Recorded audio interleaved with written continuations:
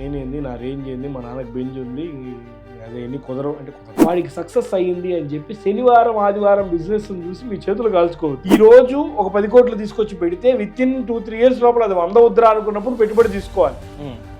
నువ్వే self sustainability నువ్వు సక్రమంగా నిలబడలేకుండా ఉన్నప్పుడు వాడి డబ్బులు తెచ్చి వాడి డబ్బులు కూడా తగలేయడం తప్ప సాధించేదే ఉండదు. ఇప్పుడు కొన్ని బ్రాండ్స్ అయితే టెస్టింగ్ కిట్లతో సహా ప్రొవైడ్ చేస్తారు, అయినా కూడా వాళ్ళ మీదనే ట్రస్ట్ రావట్లేదు మిల్క్ విషయంలో. సో ఇప్పుడు మీరు చెప్పినట్టు మీరు ఫార్మర్స్ దగ్గర ఇస్తున్నా అన్నారు, ప్రొక్యూర్మెంట్ అక్కడ నుండి జరుగుతున్నారు. సో మీరు చెప్పేది కూడా నమ్మడానికి మీరు టెస్టింగ్ చాలా మందికి చూడడానికి ఐస్ క్రీమే కదా, ఏముంది ఈడేదో పెద్ద మాట్లాడుతున్నాడు, పెద్ద డైలాగ్ వేస్తున్నాడు. ఇప్పుడు నేను అక్కడ ఫౌండర్ ప్రామిస్ అని ఒక బోర్డు పెట్టాను. నా స్టోర్కి వస్తే మీకు కనిపిస్తుంది, నెవర్ క్యాచ్ ఏ కోల్డ్. అంటే మీకు జలుబు చేయదు నా ప్రోడక్ట్ తింటే, గొంతులో గరగర రాదు, మీకు దాహం. ఇప్పుడు మనం ఏంటంటే రకరకాలు తెలుగు ఇతిహాసాలలో వచ్చిన పేర్లని రెస్టారెంట్ పేర్లు పెట్టేసుకొని లోపల చేసేదంతా బ్లండర్ చేసుకుంటూ, అంటే ల్యాక్ ఆఫ్ అవేర్నెస్. ఇది డబ్బులు పెట్టాం కాబట్టి డబ్బులు వస్తాయి అంటారు, అలా రావు. బిజినెస్ అలా రావు. ఆర్గానిక్ సిగరెట్స్ ఏంది ఇవన్నీ? ఇప్పటి వరకు మీరు ఏ పాడ్కాస్ట్లో చెప్పని మీ బిజినెస్ సీక్రెట్ ఒకటి చెప్పాలి మాకు. పేటిఎం ఫౌండర్ ఐపీఓకి వచ్చినప్పుడు ఎందుకు ఏడ్చాడు? -10 నుంచి స్టార్ట్ అయిన లైఫ్ నాది. ఇప్పటికీ నేను భయపడతా, ఈ రోజుకి ఇంట్లో వాళ్ళు తిడతానే ఉంటారు. మొత్తం నేర్చుకోవాల్సిందే, దాన్ని ఎగ్జిక్యూట్ చేయాల్సిందే, ఫెయిల్ అయితే మళ్ళీ నేర్చుకోవాల్సిందే, మళ్ళీ ఎగ్జిక్యూట్ చేయాల్సిందే, సక్సెస్ వచ్చేంత వరకు పోరాడాలి. మురళీమోహన్ గారు వచ్చారు. మురళీమోహన్ గారికి 86-87 ఏజ్. ఆయన మీరు నమ్మరు, ఆ వీడియోస్ ఫొటోస్ చూస్తాను, 5 స్కూపులు ice cream. Okay, frankly speaking water దాగలా. Hi hello, welcome to another brand new episode with Arvind on talk it studios. ఈ మధ్య ఎవరు చూసినా బిజినెస్ చేయాలనే మోటోతో ముందుకు వస్తున్నారు. కాకపోతే 100 మెంబర్స్ ఉంటే అందులో 25 మెంబర్స్ బిజినెస్ చేయాలనుకుంటారు, అందులో 10 మెంబర్స్ బిజినెస్ పెడతారు, 5 మెంబర్స్ ఎగ్జిక్యూట్ చేస్తారు, కానీ ఒక్కరే బ్రాండ్గా ఎస్టాబ్లిష్ అవుతారు. సో ఈ బిజినెస్ ఫామ్లా బ్రాండ్గా ఎస్టాబ్లిష్ కావడానికి ఎలాంటి స్టెప్స్ తీసుకోవాలనేది ఈరోజు మనం తెలుసుకుందాం. అండ్ వన్ మోర్ థింగ్ ఏంటంటే 0 to 20 crore బ్రాండ్గా విత్ ఇన్ ఏ షార్ట్ స్పాన్లో సక్సెస్ఫుల్గా మార్కెట్లో ఎస్టాబ్లిష్ అయిన సుహాస్ బి శెట్టి గారు ఈరోజు మనతో ఉన్నారు. వారిని అడిగి తెలుసుకుందాం. Hello sir. హాయ్, థ్యాంక్స్ అండి. Welcome to my show. Very much thank you for coming. Thanks a lot. అన్న, ఎట్లా అన్న మీది జర్నీ ఎలా స్టార్ట్ అయింది బిజినెస్? అంటే ఈ 0 నుంచే మీరు అన్నట్టు 0 నుంచి కాదు, -10 నుంచి స్టార్ట్ అయిన లైఫ్ నాది. -10 అంటే నేను చదువుకొని గ్రాడ్యుయేషన్ కంప్లీట్ అయ్యి, పోస్ట్ గ్రాడ్యుయేషన్ కంప్లీట్ అయ్యి, తర్వాత నెల్లూరులోనే ఉండాలి అనుకొని వెళ్ళాను.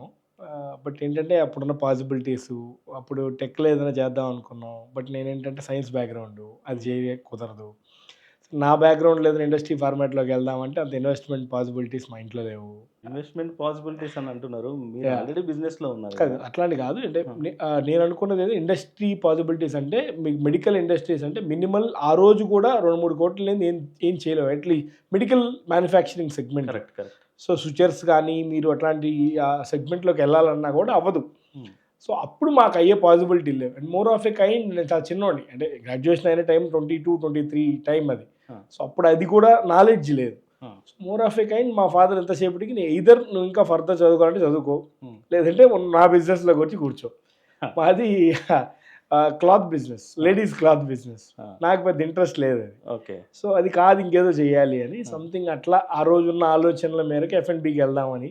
సో F&Bలో మైనర్ ప్రాబ్లం ఏంటంటే నాకు తెలిసి వేస్టేజ్, ఆ రోజున్న కొద్దిపాటి ఆలోచనకి. సో ఈ వేస్టేజ్ లేకుండా ఉండే ఫీల్డ్ ఏంట్రా అని చెప్పి చూస్తే ఐస్ క్రీమ్ కనపడింది నాకు. ఓకే. సో అలా ఆ ఫీల్డ్లోకి ఎంటర్ అయ్యాను. మార్కెట్లో గ్యాప్ ఎట్లా దొరికింది మీకు? మార్కెట్లో చాలా బ్రాండ్స్ ఉన్నాయి కదా. అదే సో గ్యాప్ చూడడం అనేది, ఫ్రాంక్లీ స్పీకింగ్, మీరు చెప్పిన టెక్నికల్ టర్మ్స్ నాకు తెలియదు అప్పుడు. ఎంటర్ప్రినర్షిప్ అనే పదానికి అర్థం తెలియదు, గ్యాప్ తెలియదు, ప్రోడక్ట్ మార్కెట్ ఫిట్ తెలియదు, ఏం అవగాహన లేకుండా నేను స్టార్ట్ చేశాను. కానీ ఆ ఫీల్డ్లోకి వచ్చిన తర్వాత నేర్చుకోవాల్సి వచ్చింది. If you want to be successful rather than anyone, నేర్చుకుంటూనే ఉండాలి. ఈ రోజు కూడా ఈచ్ అండ్ ఎవ్రీ డే కొత్త నేర్చుకోవాల్సిందే, దాన్ని ఎగ్జిక్యూట్ చేయాల్సిందే, ఫెయిల్ అయితే మళ్ళీ నేర్చుకోవాల్సిందే, మళ్ళీ ఎగ్జిక్యూట్ చేయాల్సిందే, సక్సెస్ వచ్చేంత వరకు పోరాడాల్సిందే, అంతే. సో నేను నమ్మిన సూత్రం అది. సో ఆ రోజైనా అదే, ఈ రోజైనా అదే. సో -10 అని ఎందుకు అన్నానంటే, అంటే నేను అది కూడా నేను ఇన్వెస్ట్మెంట్ లేకుండా స్టార్ట్ చేశాను. 3 లక్షల రూపాయలతో ఒక షాప్ పెట్టాను. ఆ షాప్లో సంపాదించిన దాంట్లో 2వ షాప్ పెట్టాను. అది 2 షాపులతో సంపాదించిన దాంట్లో మ్యానుఫ్యాక్చరింగ్ పెట్టాను. ఓకే. మ్యానుఫ్యాక్చరింగ్ ఫెయిల్ అయింది. సో ఒక్కసారిగా నేను సంపాదించిన విషయం పక్కన పెట్టేసి జీరో కాకుండా -10లోకి వెళ్ళిపోయాను, అప్పుల్లో కొరికిపోయాను. ఆల్రెడీ మ్యానుఫ్యాక్చరింగ్ వెళ్ళిన తర్వాత సో ప్రోడక్ట్ ఫెయిల్ అయిపోయింది, అప్పటికి నాలెడ్జ్ లేదు. సో మ్యానుఫ్యాక్చరింగ్ మాకు అవగాహన లేదు. సో కంప్లీట్లీ జీరో కాదు -10కి వెళ్ళిపోయాం. సో మళ్ళీ ఒక్కొక్క మెట్టు అవమానాలు, ఇబ్బందులు, కష్టాలు అన్నీ తీసుకుంటూ 1.5 yearకి మ్యానుఫ్యాక్చరింగ్ సెటరేట్ చేసాం. సో అప్పటికి డ్యామేజ్ చేసుకున్న పేరంతా ఉంటుంది కదా, దానివల్ల మేము డెవలప్ అయినా కూడా మళ్ళీ యాక్సెప్టెన్స్ ఉండదు, టైం పడుతుంది. సో అలా నెమ్మదిగా ఒక్కొక్కటి మళ్ళీ ఒక్కొక్కటిగా పేర్చుకుంటూ 2019కి ఆల్మోస్ట్ ఒక 25 stores చేసాం.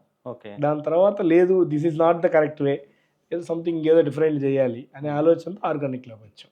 అలా అనమాట అన్న. ఇప్పుడు మరి -10లోకి వెళ్ళినప్పుడు ఇంట్లో వాళ్ళు అపోజ్ చేయడము, అవి ఆపేసాయి, మళ్ళీ బ్యాక్ వచ్చేసి మన బిజినెస్ నుంచి చూసుకో, ఇట్లాంటివి ఏం ఉంటాయి.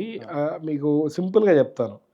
ఎంటర్‌ప్రెన్యూర్‌షిప్ అనేది ఎలాంటిదంటే, ఇప్పుడు మీరు అన్నారు కదా 20 కోట్లు 25 కోట్లు అని బిజినెస్ మేము టర్న్ ఓవర్ చేస్తున్నాం, 70+ ఫ్రాంచైజెస్ ఉన్నాయి, కంపెనీ ఓన్ స్టోర్స్ ఒక 15 స్టోర్స్ ఉన్నాయి, క్విక్ కామర్స్ చేస్తాం, వైట్ లేబులింగ్ చేస్తాను, ఇవన్నీ కొన్ని వితౌట్ బిల్లో కొన్ని ఇంత రెవెన్యూ చేస్తాం. ఇప్పుడు మేము ఇంకా కొద్దిగా పెంచుతున్నాం, ఓన్ ఆర్గానిక్ ప్రోడక్ట్స్ చేస్తున్నాం, ఆ ప్రోడక్ట్స్ కూడా చేస్తాం. సో ఇన్ని చేసి కూడా, ఇంత బిజినెస్ జరుగుతూ కూడా, మీలాంటి వాళ్ళు నన్ను ఇంటర్వ్యూస్కి పాడ్కాస్ట్లకి ఒక 75+ చేశాను నేను. పాడ్కాస్ట్లో 50 చేస్తున్నాను. That is the major possibility in the market to speak about your brand and product and knowledge. So అది నమ్ముతున్నా నేను. సో అట్లా వర్క్ చేస్తూ వస్తున్నాను. ఇన్ని చేస్తూ కూడా ఇప్పటికీ నేను భయపడతా, ఈ రోజుకి ఇంట్లో వాళ్ళు తిడతానే ఉంటారు. It's a common story for every entrepreneur. అంతే. ఇప్పుడు మీకు పేటిఎం ఫౌండర్ ఐపీఓకి వచ్చినప్పుడు ఎందుకు ఏడ్చాడు? సింపుల్ టర్మ్స్, ఆ బాధలు అవమానాలన్నీ గుర్తొస్తే ఏడుస్తా ఉన్నాను. అంటే ఆనంద బాష్పాలు అవి, మోర్ ఆఫ్ ఎ కైండ్. అవును. So it's a learning phase. 100 కోట్ల కంపెనీ చేసినా, 1000 కోట్ల కంపెనీ చేసినా, 10,000 కోట్ల కంపెనీ చేసినా, when you come from scratch ఆ ప్రాబ్లమ్స్ ఉంటాయి. There is always something to learn. అంతే. నేను జస్ట్ 15 days బ్యాక్ హైదరాబాద్లోనే ఒక మ్యానుఫ్యాక్చరింగ్ని కలిసాను. మాకు పేపర్ కప్స్ చేస్తారు, మాకు చేయరు, అంటే వేరే వాళ్ళకి చేస్తాం. మేము షుగర్ కేన్ బగాస్తో చేస్తున్నాం, మామూలు బ్రాండెడ్ కప్స్ మా కాంపిటేటర్కి చాలా వాళ్ళు మనల్ని అప్రోచ్ చేయారు. అట్లా వర్క్ ఏదో డిస్కషన్ చేస్తున్నాం, లైక్ మైండెడ్ లాగా మాట్లాడుకుంటూ ఉన్నాం చాలాసేపు. He has invested more than 70 to 80 crores on his new factories and machinery and equipments. Every 3 daysకి 2 నుంచి 3 కంటైనర్లు యూకే అండ్ యూఎస్కి ఇక్కడి నుంచి ప్యాకింగ్ మెటీరియల్ మ్యానుఫ్యాక్చర్ చేసి పంపిస్తున్నాడు, ఎక్స్పోర్ట్ చేస్తున్నాడు. So he makes the turn over of 200+ crores per year. అతను చెప్తున్నాడు, నేను స్ట్రగ్లింగ్ చేసారు. So once you create the new essence in the market, compulsory ఆ ప్రాబ్లమ్స్ ఉంటాయి. మేము కూడా చెప్తామన్నా, మేము కూడా స్ట్రగ్లింగ్. ఏదేమైనా ఎంతమంది గెస్ట్లు వచ్చినా, ఎంత మెంబర్షిప్ ఉన్నా,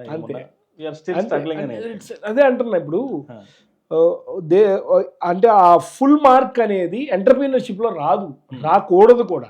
వస్తే సాటిస్ఫై అయితే అది ఎంటర్‌ప్రెన్యూర్‌షిప్ అవ్వదు, లివింగ్ కోసం, బ్రతుకు తెరువు కోసం నడిపే బిజినెస్ అవుతుంది. అంతే కదా. That's the difference between both brand and business. అంతే.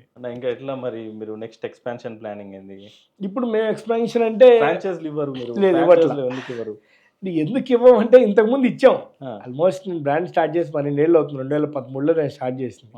అలా ఫ్రాంచైజీలతోనే నేను చాలా రూపాయలు సంపాదించుకున్నాను, ఎక్స్పాండ్ చేశాను. But more over the major minus ఏంటంటే, ఫ్రాంచైజింగ్లో వాళ్ళు ఇన్వెస్టర్, వాళ్ళ మైండ్ సెట్ ఒకలాగా ఉంటుంది. డబ్బులు పెట్టాం కాబట్టి డబ్బులు వస్తాయి అంటారు. అలా రావు, బిజినెస్లో అలా రావు, ఎవరికి రావు. నాకు నీకు అనే కాదు, కేఎఫ్సీకి రావు, మెక్డీకి రావు. ఇప్పుడు మీ కేఎఫ్సీ ఉంది ఫర్ ఎగ్జాంపుల్, అంటే నా ఫీల్డ్లో కాంపిటీటర్ ఎఫ్ఎన్బిఏ, కానీ నా ప్రోడక్ట్ కాంపిటీటర్ కాదు కాబట్టి నేను మాట్లాడుతున్నా. కేఎఫ్సీకి మీరు వెళ్తున్నారు, మీకు ఆ చికెన్ ఫ్రెష్గా లేకపోతే మీరు తింటారా? నో. ఆయిల్ గారుతుంటే మీరు తింటారా? చిన్న మధ్య ఏదో పురుగు వచ్చిందని చెప్పి పెద్ద రచ్చ చేశారు కదా. అది ఎవరికి వస్తుంది? ఫ్రాంచైజీకి వస్తుందా? అంటే వాళ్ళు ఫ్రాంచైజీ కంపెనీ ఆపరేటెడ్ మోడల్ వాళ్ళది ఇస్తే ఇన్వెస్టర్ మోడల్ చేస్తారు. మరి ఆ మైనస్ ఎవరికి వస్తుంది? మరి అందుకే ఇవ్వం. అంటే మేము చేసాం, ఇది తెలుసుకునేదాన్ని మాకు టైం పట్టింది. అడికి ఏంటంటే, ఈరోజు ఫర్ ఎగ్జాంపుల్ ఈరోజు ఒక 50,000 సేల్ జరిగింది. ఆ రోజు సాయంత్రానికి నాకు కంపెనీ వాళ్ళు చెప్పిన దాని మేరకు నాకు 25% మార్జిన్ వస్తే, ఈ అప్రాక్సిమేట్లీ ఒక 12 నుంచి 13,000 రూపాయలు తీసి నా జేబులో వేసేసుకుంటాను అనుకుంటాడు. అలా అవ్వదు, అలా అవ్వదు. ఓకే, నెలంతా అవ్వాలి. ఈ నెలలో ఎక్కువ ఆదాయం రావచ్చు, వచ్చే నెలలో తక్కువ రావచ్చు. తక్కువ వచ్చినప్పుడు ఇది మంచి కంపెనీ కాదంటే కుదరదు. ముందు నెలలో తీసుకున్న డబ్బుల్లో సగమైనా తీసుకొచ్చి రీఇన్వెస్ట్ చేయాలి. ఒక 2-3 ఇయర్స్కి స్టోర్ వేరెంట్ ఎయిర్ వస్తుంది, రీఇన్వెస్ట్ చేయాలి, మార్కెటింగ్కి చేసుకోవాలి, స్టాఫ్ మేనేజ్మెంట్ జరగాలి, కస్టమర్ సాటిస్ఫాక్షన్ అనేది ఉంటుంది. ఇలా 100 ఉంటాయి లొసుగులు. సో ఇవన్నీ నేను డబ్బులు పెట్టాను కాబట్టి నాకు ఆదాయం రావాలంటాడు, అది రాదు. నేను ఇంకా ప్రతి ఒక్కళ్ళని నేర్పించి వాళ్ళని తయారు చేసి వాళ్ళు చేసుకోలేకపోతే నేనే నా బ్రాండ్ చెడిపోతే నేనే అక్కడికి వెళ్ళి కూర్చొని నేనే చేసి నేనే టైం వేస్ట్ చేసుకుంటున్నాను. ఫ్రాంక్లీ స్పీకింగ్ అని 1.5 year బ్యాక్ నేను డెసిషన్ తీసుకున్నాను. నేను ఫ్రాంచైజీలు ఇవ్వడం ఆపేసి 1.5 year. అంతకు ముందు కూడా నేను ఫ్రాంచైజీలు ఇచ్చాను. సో ఇప్పుడు ఉన్నాయా తీసేసిన? ఉన్నాయి ఫ్రాంచైజీస్ అట్లే 70+ స్టోర్స్ అట్లే రన్నింగ్ ఉన్నాయి. వాళ్ళని ఎవరిని ఇబ్బంది పెట్టను. ఆర్గానిక్ సెక్టర్ ఆర్గానిక్ సెక్టర్ అది కూడా ఎంటైర్ మేము మ్యానుఫ్యాక్చర్ చేసేది ఓన్లీ సింగిల్ ప్రోడక్ట్. ఆర్గానిక్ క్రెమరీలో అయినా అదే, ఐస్బర్గ్ ఆర్గానిక్ ఐస్ క్రీమ్స్లో అయినా అదే. But positioning and way of expression is different. అంటే వాటిల్లో మేము ఆర్గానిక్ చేయకముందు నుంచి బ్రాండ్ ఉంది కాబట్టి కోల్డ్ స్టోన్, సండేస్ ఇవన్నీ చేస్తాం. కోల్డ్ స్టోన్ అనగానే ఈ ఫెర్రార్ రోచర్ చాక్లెట్స్, డైరీ మిల్క్ ఇవన్నీ వేసి ఐస్ క్రీములు చేసి క్రషింగ్ చేసి సండేలు చేస్తాం. సో అవి అట్లానే మేము చేసుకుంటూ వచ్చాం. సో నాకేంటంటే మనం ఆర్గానిక్ అని చెప్తున్నాం, జలుబు చేయదంటున్నాం, దగ్గు రాదంటున్నాం, మంచి అన్రిఫైన్డ్ షుగర్స్ వాడుతున్నాం, మంచి ఇంగ్రీడియంట్స్ మాత్రమే యూజ్ చేస్తున్నాం, స్టెబిలైజర్స్, ప్రిజర్వేటివ్స్ వాడట్లేదు, ఆ టెక్నాలజీకి పేటెంట్ తెచ్చాం. మరి ఇంత కష్టానికి ఫైనల్గా వాడి దగ్గరికి ఇచ్చేది ₹5 డైరీ మిల్క్ చాక్లెట్ వేసి క్రషింగ్ చేసి వాడికి ఇచ్చేస్తున్నాం. సో మా ప్రోడక్ట్ని మేము డైల్యూట్ చేస్తున్నామని నాకు అనిపించింది. సో 70+ స్టోర్స్ నేను ఇప్పటికిప్పుడు అన్ని మార్పులు చేర్పులు చేయలేను. And more of a it's franchise model కదా, అందరికీ ఎక్కదు నేను చెప్పే కాన్సెప్ట్ కూడా. ఇట్లా అవ్వదులేండి, ఇది బాగుంది కదా, ఇట్లా కంటిన్యూ చేస్తున్నాం కదా, కస్టమర్లు ఒప్పుకోరు, ఇట్లా 100 కాన్సెక్వెన్సెస్ ఉంటాయి. సో అందుకని ఇట్లా కాదని చెప్పి ఐస్బర్గ్ అనే దానికి 2.0 వర్షన్ లాగా ఆర్గానిక్ క్రీమరీ బై ఐస్బర్గ్ అని స్టార్ట్ చేసాం. దీంట్లో అసలు మేము ఫ్రాంచైజీలు ఇవ్వం, only company operated, company own స్టోర్సే చేస్తామని చేస్తాం. అని ఆర్గానిక్ అని ఇన్నిసార్లు చెప్పిండ్రు. అసలు ఆర్గానిక్ ఐస్ క్రీమ్ ఆర్గానిక్ ఎట్లయితుంది అనేది నాకు రీసెంట్గా నన్ను వేరే వాళ్ళు అడిగిన క్వశ్చన్. నేను చెప్తాను మీకు, ప్రతిదానికి ఆన్సర్ ఇస్తాను, ఇష్యూస్ ఎట్ ఆల్. ఆర్గానిక్ అంటే మీ దృష్టిలో ఏంటి? ఇప్పుడు జనరల్గా ఐస్ క్రీమ్ అంటే milk, that is fine. Organic అంటే మీకు తెలిసిన అర్థం ఏంటి? ఆర్గానిక్ అంటే దాని ప్రోడక్ట్ బిల్డ్ చేసే దగ్గర నుండి కెమికల్స్ ఏం, పెస్టిసైడ్స్ ఏం, సేంద్రియ పద్ధతులతో తయారు చేసిన వస్తువులను ఆర్గానిక్ అంటాం. అవును. మరి సేంద్రియ పద్ధతులతో తయారు చేసిన ఇంగ్రీడియంట్స్ని తయారు చేసి ఐస్ క్రీమ్ చేస్తే ఆర్గానిక్ అవుద్దా అవదా? అవుతుంది అన్న, కానీ మిల్క్ అనేది ఇట్లా అదే అంటున్నా నేను. That is number 1. మీకు ఇచ్చే ఆన్సర్ చెప్తా. మీకు ఆర్గానిక్ నమ్కీన్ అని మార్కెట్లో విన్నారా? అది ఎక్కడి నుంచి తెచ్చారు? ఆర్గానిక్ అగరబత్తి గూగుల్ చేయండి, ఉన్నాయి. ఆర్గానిక్ సిగరెట్స్, ఏంది ఇవన్నీ? My point is very much clear. ఎటువంటి అడల్టరేషన్ లేకుండా, ఎటువంటి మాస్ క్యాంపైనింగ్ లేకుండా, ఇండస్ట్రీస్తో మధ్యలో కొలాబరేట్ లేకుండా, ఫార్మర్స్ దగ్గర నుంచి డైరెక్ట్గా ఇంగ్రీడియంట్స్ అన్ని ప్రొక్యూర్ చేస్తూ చేసిన ప్రోడక్ట్ నేను ఆర్గానిక్ అని నేను నమ్ముతున్నాను. And more of A kind milk అన్నారు. మేము తీసిన దేశీ ఆవుల నుంచి తీసుకుంటున్నాం milk. There is a huge difference between A1 and A2. మేము దేశీ ఆవుల నుంచి వచ్చిన మిల్క్లో A2 ప్రోటీన్ ఉంటుంది, ఆ మిల్క్ మేము వాడుతున్నాం. అందుకనే ఈ రోజుకి నాకు హైదరాబాద్ ఎంటైర్ నాకున్న ఫ్రాంచైజింగ్ మోడల్ అన్ని స్టోర్స్ అన్నింటిలో కంపేర్ చేస్తే కూడా Hyderabad is the biggest market for me as of now today. నేను అయినా హైదరాబాద్ లాంటి ఊర్లో ఎందుకు మ్యానుఫ్యాక్చరింగ్ పెట్టలేదు, నెల్లూరులో నుంచి ఇప్పటికీ ఎందుకు రన్ చేస్తాను? That is the reason. 12 ఏళ్ళు కష్టపడి ఆల్మోస్ట్ 200+ ఫార్మర్స్తో నేను టైఅప్ అయ్యి మిల్క్ ప్రొక్యూర్ చేస్తున్నాను. ఇక్కడ నేను చేయాలంటే చేయలేను. And other than that milk నాకు అక్కడ A2 milk approximately 60 to 70 rupees per litre వస్తుంది. అదే మిల్క్ ఇక్కడ హైదరాబాద్లో 120 నుంచి 150 రూపాయలు ఉంటుంది. అండ్ మోర్ ఆఫ్ అగైన్ నాకు అక్కడ కావాల్సిన వాల్యూమ్ ఇక్కడ దొరకదు, అడల్టరేషన్ లేకుండా రాదు. అన్టచ్డ్ ఫార్మాట్లో నేను నెల్లూరులో తెచ్చిన ఇంగ్రీడియంట్స్ వాడుతున్నాను. అండ్ మీకు బటర్ వచ్చి నేను రాజస్థాన్ అండ్ పంజాబ్ నుంచి తెస్తున్నాను. అక్కడ ఎక్సెస్ సర్ప్లస్ క్వాంటిటీ ఉంది, కన్సంప్షన్ కంటే ఎక్కువ ఉంది. అక్కడి నుంచి నేను ప్రొక్యూర్ చేస్తున్నా, వాడుతున్నా. ఇప్పుడు తమిళనాడులో కూడా 2-3 నేను టచ్లోకి వచ్చాను, మాట్లాడుతున్నాను ఫార్మర్ ఫ్యామిలీస్తో. సో నేను బటర్ ప్రొక్యూర్ చేస్తున్నాను. మేము పెద్ద పెద్ద డైరీలకి చాలా చీపెస్ట్ ప్రైస్కి ఇస్తున్నాం అని లేదు, ఒకసారి మనం టెస్టింగ్కి ఇచ్చి మాకు క్వాలిటీ వర్కౌట్ అవుతుంది, మేము R&D చేసుకుని మాకు సెట్ అవుతుంది అనుకుంటే ఖచ్చితంగా తీసుకుంటే మాకు ట్రాన్స్పోర్టేషన్ అనేది తగ్గుద్ది అని మాట్లాడాం. సో ఇవన్నీ బేసిక్ ఇంగ్రీడియంట్స్ పక్కన పెడితే, నట్స్, ఫ్రూట్స్, ఈ విషయాలన్నీ కూడా పక్కన పెడితే, నేను చెప్పేది అబద్ధం అనుకోండి. ఇప్పుడు నేను అక్కడ ఫౌండర్ ప్రామిస్ అని ఒక బోర్డు పెట్టా, నా స్టోర్కి వస్తే మీకు కనిపిస్తుంది. నెవర్ క్యాచ్ ఏ కోల్డ్, అంటే మీకు జలుబు చేయదు నా ప్రోడక్ట్ తింటే, గొంతులో గరగర రాదు, మీకు దాహం వేయదు. ఇదే 3 పాయింట్లు భారతదేశంలో ఉన్న ఏ ఐస్ క్రీమ్ బ్రాండ్ అయినా ప్రామిస్ చేయగలుగుతారా మీరు అడగండి. And more of A kind నేను జలుబు గొంతులో గరగర అనేది ప్యాసివ్, మీకు తర్వాత 2 రోజులకో 3 రోజులకో వచ్చే ఎక్స్ప్రెషన్. మీకు దాహం అయితే వెంటనే వేస్తుందిగా. 10 రూపాయలు టీ అమ్మే షాప్లో కూడా వెంటనే వాటర్ బాటిల్ 10 రూపాయలు వాటర్ బాటిల్ అమ్మేస్తున్నాడు. కిన్లేవి so called half litre water bottles. నేను వాటర్ బాటిల్ అమ్మట్లా. ఎందుకు అమ్మట్లేదండి? నా ప్రోడక్ట్ మీద నమ్మకంతో అమ్మట్లా.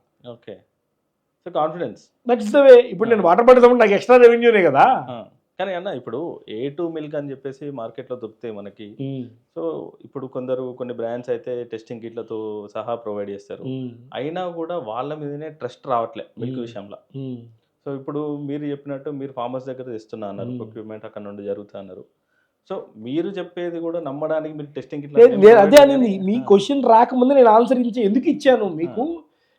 మీ హెల్త్ మీదే కదా, దాని మీద నమ్మకం ఉంది కదా. మీకు ఏదైనా అయితే నాకు చెప్పండి అంటున్నా. ఇప్పుడు నాకు టెస్టింగ్ నేను అంటున్నా అదే, నేను మీకు టెస్టింగ్లు చేయండి, ల్యాబులకు తీసుకెళ్ళండి, సర్టిఫికేషన్లు చూపిస్తాను, ఇవన్నీ నేను చెప్పలేదు మీకు. అవన్నీ నా దగ్గర ఉన్నాయి. అవన్నీ మీరే చేసిండు. నేను చేశాను. మన ప్రీఫిల్డ్ టబ్లో కూడా QR కోడ్ వేసి స్కాన్ చేసి మీకు సర్టిఫికేట్ ఓపెన్ అవుతుంది, ఏదో ఆర్గానిక్ సర్టిఫైడ్ ప్రోడక్ట్ అని. నేను ఇవేమీ మాట్లాడాలా, మీరు అడిగారు కాబట్టి నేను చెప్తున్నా. నేనేమంటున్నా, మీ హెల్త్ మీకు తెలుసు కదా. Okay, simple terms. నేను KPHP స్టోర్ ఓపెన్ చేసాం. మురళీమోహన్ గారు వచ్చారు. మురళీమోహన్ గారికి 86 87 ఏజ్. ఆయన మీరు నమ్మరు, ఆ వీడియోస్ ఫొటోస్ చూస్తాను, 5 స్కూపులు ఐస్ క్రీమ్ తిన్నారు. Okay, frankly speaking. వాటర్ తాగల, నాకు బాగుంది అని చెప్పి ఆయన బయట కూడా ఇచ్చారు, మేము అడగకుండా. ముందు జరిగిన డిస్కషన్ వేరు. నేను ఆయన పక్కనే కూర్చో ఉన్నా, చాలాసేపు మాట్లాడాడు. అండ్ నేను మా దగ్గర ఇంకా ఫర్నిచర్ లేక చిన్న స్టూల్ ఉంటే ఆ పక్కన కింద కూర్చున్నాను నేను, ఆయన కొద్దిగా ఎత్తులో కూర్చున్నారు. చాలాసేపు మాట్లాడాము, ఇంటరాక్ట్ అయ్యాము, బయట ఇచ్చేసారి అయిపోయింది. తినేసి వెళ్ళిపోయే ముందు, లేదు సుహాస్ ఇది మళ్ళీ ఎవరో ఒకళ్ళు మైక్ ఉంటే ఇవ్వండి అని చెప్పి మైక్ తీసుకొని మళ్ళీ ఆయన బయట ఇచ్చాడు. ఫ్రాంక్లీ స్పీకింగ్, ఆయన దీంట్లో ఇన్వెస్ట్మెంట్ చేసే పాసిబిలిటీ ఉంటే నాకు చెప్పండి అన్నాడు. ఆయన ఎంత పెద్ద బిజినెస్ మ్యాన్, ఆయన ఎన్ని వేల కోట్లు ఉంది. ఐస్ క్రీమ్ ఎంత పదార్థం, ఆయన ఎక్స్పీరియన్స్, ఆయన సంపాదించిన ఆస్తి, ఆయనకున్న పాసిబిలిటీ ఆఫ్ అప్రోచ్ ముందు. మరి ఆయన ఆ మాట నన్ను అడగ, నేను డబ్బులు ఇచ్చి పిల్లలు అన్ని డబ్బులు నా దగ్గర, ఆయన వచ్చే పరిస్థితి కూడా ఆయన కాదు. ఫ్రెండ్లీ సర్కిల్లో నాకు తెలిసిన వాళ్ళ ద్వారా వచ్చాను. సో నేనేమంటున్నానంటే, జనాలు కూడా తెలివి మీరిపోయారు. ఫ్రాంక్లీ స్పీకింగ్, నేను ఈరోజు టెస్టింగ్ కిట్ ఇస్తానంటే మీలాంటి వాళ్ళు అబద్ధం అంటారు. నేను సర్టిఫికేట్ చూపిస్తే అతను లాంటి వాళ్ళు అబద్ధం అంటారు. లేదు నేను ఫార్మర్ దగ్గర నుంచి బయట తీసుకొస్తానంటే ఎవరి చేతనా మాట్లాడిచ్చారంటారు. నేనేమంటున్నా, మీ హెల్త్ మీదే, మీరు కంపేర్ చేసుకోండి. బయట తినడానికి మీ దగ్గర తినడానికి నేనేమంటా, హైదరాబాద్ లో బ్రాండ్స్, ఆంధ్రాలో బ్రాండ్స్, సౌత్ ఇండియా బ్రాండ్స్ అనట్లా, భారతదేశంలో ఉండే అన్ని బ్రాండ్స్, భారతదేశంలో దొరికి అన్ని ఇంపోర్టెడ్ బ్రాండ్ల పేర్లు కూడా నేనే చెప్తా, కంపేర్ చేసుకోండి. ఓకే, ఇంకెంతకంటే నేనేం చేయగలుగుతాను? సింపుల్ యాజ్ దట్, అంతే. ఇప్పుడు ఎంత కాన్ఫిడెన్స్ లేకపోతే ఫౌండర్ ప్రామిస్ అని బోర్డు పెట్టాను. ఫర్ ఎగ్జాంపుల్, నాకు రోజుకి 400 బిల్స్ పడతాయి మాదాపూర్ స్టోర్లో. 400 బిల్స్ ఇంటూ నాకు నెలకు 30 రోజులు 12,000 బిల్స్ పడతాయి. సో ఎన్ని కస్టమర్స్లో ఎవడో ఒకటి అపోజ్ చేయడా మీరు చెప్పింది అబద్ధం అని. నిజమైతే ఎక్కువ మంది మాట్లాడరు, అబద్ధం అయితే ఎంతమంది మాట్లాడతారు మీకు తెలుసు. మరి ఇప్పుడు నేను వస్తుంది, నేను ఇప్పుడు ఆ స్టోర్ ఓపెన్ చేసి 6 నెలలు అవుతుంది. మరి అన్న, ఇప్పుడు మీరు బిజినెస్ గురించి చాలా చెప్తున్నారు. బేసిక్గా రీసెంట్గా ఒక బిజినెస్ మీట్ జరిగింది, అంటే రెగ్యులర్గా జరుగుతూ ఉంటాయి కదా. ఒక బిజినెస్ మీట్లో స్టేజ్ మీద ఒక బిజినెస్ మ్యాన్ కూర్చున్నాడు, కింద ఆడియన్స్కి మైక్ ఇస్తే ఒక క్వశ్చన్ అడిగాడు. ఇప్పుడు ప్రైస్ ఆఫ్ ద ప్రోడక్ట్ అనేది ఎట్లా డిసైడ్ చేయాలి అనేది అతను అడిగిన క్వశ్చన్. ఆ బిజినెస్ మ్యాన్ చెప్పిన ఆన్సర్ ఏంటంటే, ఒకప్పుడు మన ప్రోడక్ట్కి మనకి ఎంత ఖర్చు అవుతుంది, ఎంత ప్రాఫిట్ తీసుకోవాలి అనేది బేస్ చేసుకొని దాని ప్రైస్ డిసైడ్ చేసేవాళ్ళు. కానీ ఇప్పుడు కస్టమర్ ఎంత కావాలనుకుంటున్నాడో చూసి కస్టమర్ సెంట్రిక్గా ప్రైస్ డిసైడ్ చేయాల్సి వస్తుంది. సో అక్కడ క్వాలిటీ కాంప్రమైజ్ కాకుండా ఇవన్నీ చేయాలి అంటే ఇప్పుడున్న బిజినెస్కి ఇది చాలా రిస్కీ ఫ్యాక్టర్ అని చెప్పుకోవాలి. కరెక్టే కదా? సో ఎట్లా అది ఇప్పుడు మీరు ఎట్లా హ్యాండిల్ చేస్తున్నారు? ఎందుకంటే మీది ఆర్గానిక్ అనగానే ఆబ్వియస్లీ కాస్ట్ పెరిగిపోతుంది, ఏ ప్రోడక్ట్ చీప్గా దొరకదు మార్కెట్లో. సో ఎట్లా వర్కౌట్ అవుతుంది? అంటే మీరు చెప్పిన దాంట్లో 2 కోణాలు ఉన్నాయి ఇక్కడ. ఒకటి, మనకు పడిన దానికి ఆదాయం వేసుకొని అమ్మడం. 2, కస్టమర్ ఏ రేట్లో పెడితే నమ్ముతాడు అనే దాన్ని బట్టి మన రేటుని డిసైడ్ చేయడం. నీ పర్సంటేజ్ ఆఫ్ ఎక్స్ప్రెషన్తో సంబంధం లేకుండా. అంతే. కానీ నా పాయింట్ ఏంటంటే, ఇక్కడ ఫెలో ఎంటర్ప్రీనర్స్కి కానీ బడ్డింగ్ ఎంటర్ప్రీనర్స్కి కానీ నాకు తెలిసిన విధానం ఏంటంటే, ఇట్స్ ఆల్ అబౌట్, నేను చాలా ఇంటర్వ్యూస్లో కూడా చెప్పాను ఈ మాట, it's all about need and excitement. ఈ రెండే మార్కెట్ని శాసించేది, ఈ రెండే ఉంటాయి. ఒకటి నీడ్ అంటే మీ అవసరాన్ని తీర్చేది.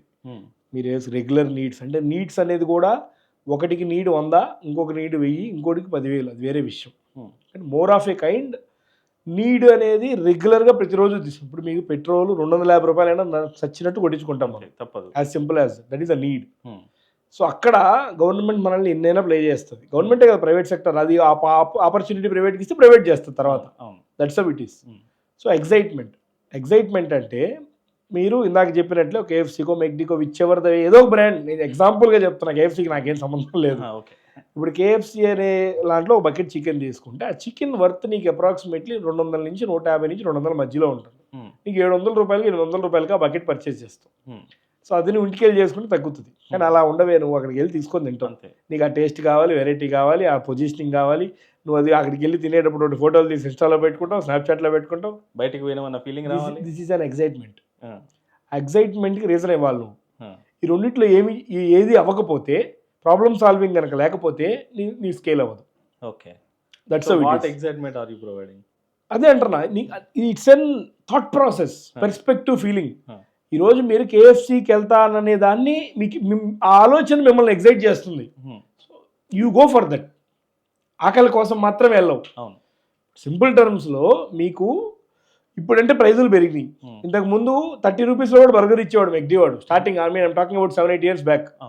ఆ రోజు ఆకలి మాత్రమే వెళ్ళాలంటే మనం మెక్డీకి వెళ్ళాలి, లేదంటే ఫుడ్ కోర్ట్లోకి వెళ్తే మంచి బిర్యానీ ఇచ్చే ఫుడ్ కోర్ట్ తీసుకుని అక్కడికి వెళ్ళాలి. మెక్డీ స్టార్ట్ చేసిన టైంలో 49 rupees burger. That's what, that is the first business strategy. మరి ఇప్పుడు అలా లేదు కదా, ద పాయింట్ ఈజ్ అదే అంటున్నా.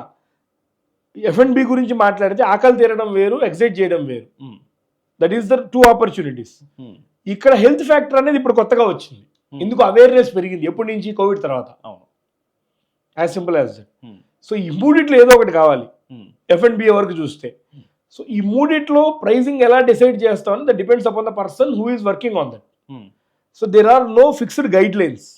సో ఫిక్స్డ్ గైడ్ లైన్స్ ఎందుకు లేవంటే, ఇప్పుడు మీకు లూయి విటాన్ ఉంది, మీకు ఆ ప్రోడక్ట్ అంత ప్రైజింగ్, అంత క్వాంటిటీ, ఆ ప్రోడక్ట్ ఇంకా చాలా తక్కువలోకి రావచ్చు, కానీ ఎందుకు కొంటున్నావు దాన్ని?